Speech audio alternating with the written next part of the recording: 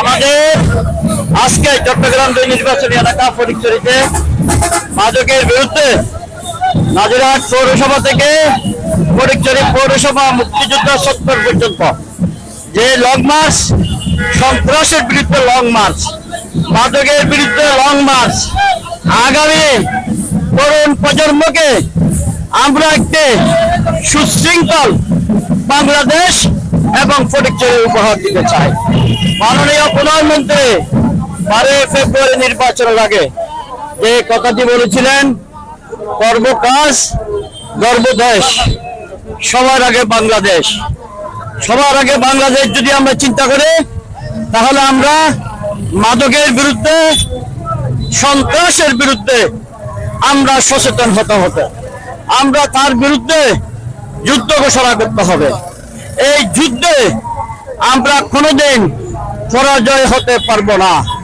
আগামী প্রজন্মকে আমরা একটা সুশৃঙ্খল সমৃদ্ধশালী বাংলাদেশ দিতে মাননীয় প্রধানমন্ত্রী তারেক রহমানের ঘোষণা, সন্ত্রাস মাদক মুক্ত একটি বাংলাদেশ।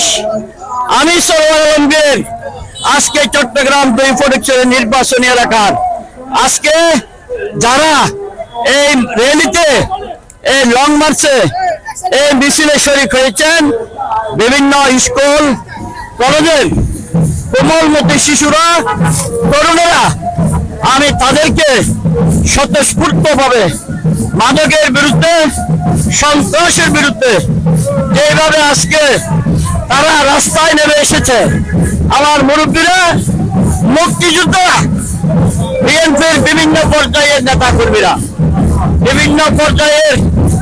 নেতাকর্মীরা, আলেম ওলামা, সবাইকে আমি চট্টগ্রাম 2 নির্বাচনী এলাকার পক্ষ থেকে মোবারকবাদ জানাই।